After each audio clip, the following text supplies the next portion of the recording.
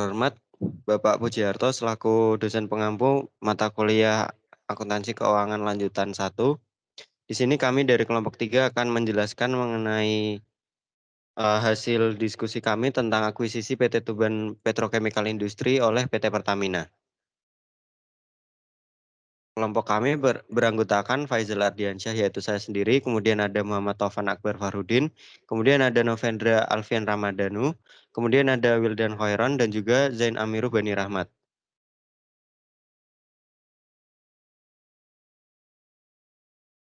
Untuk pokok bahasan yang pertama yaitu mengenai profil Pertamina.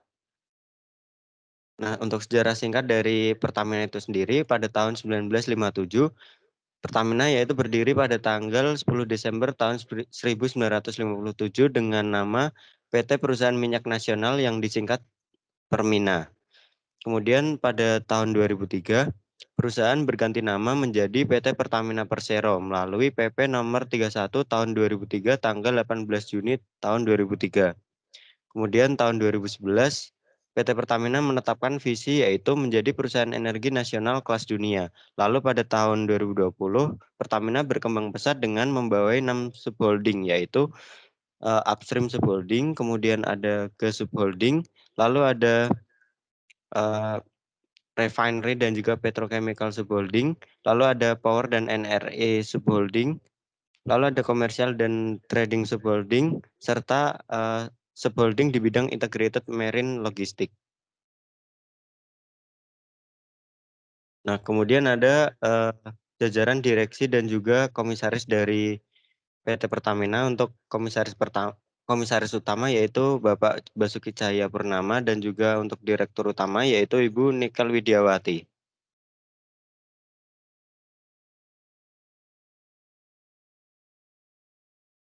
Nah, ada profil Tuban Petro. Ini sekilas tentang Tuban Petro.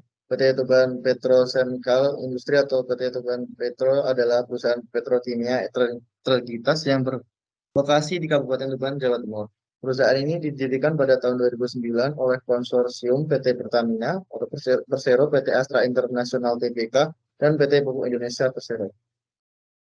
Tuban Petro memiliki kapasitas produksi sebesar 2,8 juta ton per tahun untuk produksi petrokimia dasar seperti olefin, aromatik, dan turunannya.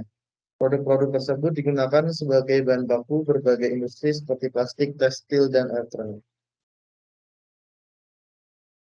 Ini ada struktur perusahaan untuk Tuban Petro yang kemungkinan terbesar berada di Pertamina sebesar 63,2%. Ini ada jajaran komisaris dan juga direktur. Komisaris utamanya dipegang oleh Purnama Tiori Sianturi dan direktur utamanya dipegang oleh Supriyanto. Baik, materi selanjutnya adalah transaksi akuisisi dan atau merger. Yang pertama ada nilai transaksi. Proses akuisisi dilakukan pada tanggal 18 November tahun 2019. Akuisisi tersebut senilai dengan 3,1 triliun, yang merupakan bagian dari rencana restrukturisasi utang dan optimalisasi kilang petrokimia. Kemudian ada metode transaksi. Pengembangan PT Tuban Petrochemical Industry dimulai dengan mengkonversi multi-year bond menjadi saham dengan dikeluarkannya PP nomor 66 tahun 2019.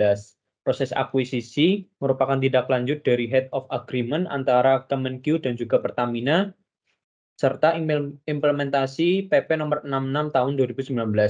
Langkah pengembangan dimulai dengan membuat Master Plan Integrated Petrochemical Cluster.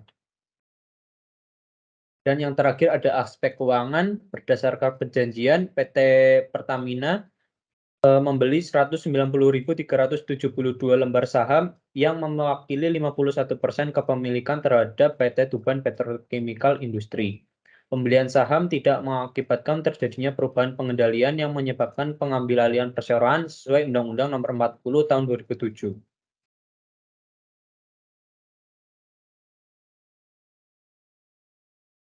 Yang selanjutnya yaitu ada analisis sebelum dan sesudah merger dan akuisisi.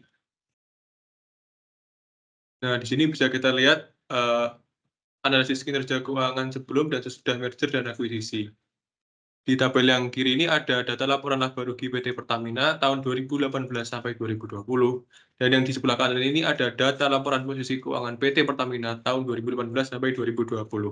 Nah, dari perbandingan berikut ini itu diperoleh hasil bahwa data keuangan laba rugi PT Pertamina ini mengalami penurunan baik pada tahun 2019 dan tahun 2020. Dari data laporan posisi keuangan, didapati bahwa akun aset dan akun liabilitas mengalami kenaikan.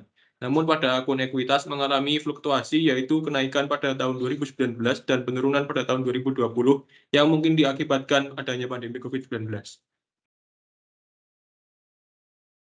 Nah, berikutnya itu selain dari data keuangan tadi, dilakukan penilaian investasi akuisisi dengan beberapa rasio yang dapat digunakan. Beberapa rasio yang umum digunakan antara lain itu yang pertama return on equity atau ROE, yang rumusnya itu laba bersih dibagi ekuitas pemegang saham.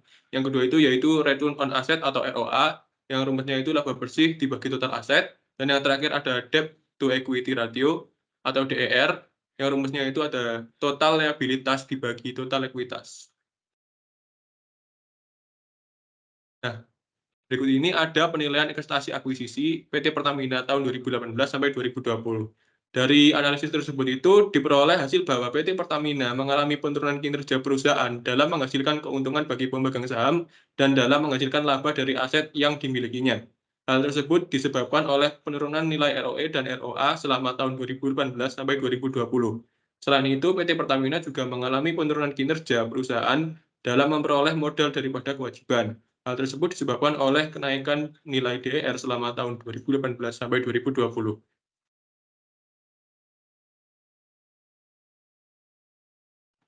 Untuk kesimpulannya yaitu akuisisi PT Tuban Petrochemical Industries atau TPI yang dilakukan oleh PT Pertamina Persero pada 18 November 2019 merupakan keputusan yang tepat.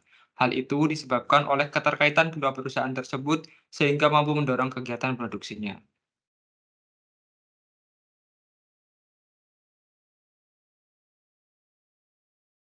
Untuk saran, kami menyarankan kepada PT Pertamina Persero agar dapat melakukan penilaian secara lebih mendetail terkait pertimbangan tujuan dari akuisisi dan atau merger, ketidakpastian pasar, hukum dan lainnya sebelum melakukan akuisisi dan atau merger. Sekian dari kelompok 3. Apabila ada kekurangan mohon maaf. Assalamualaikum warahmatullahi wabarakatuh. Masih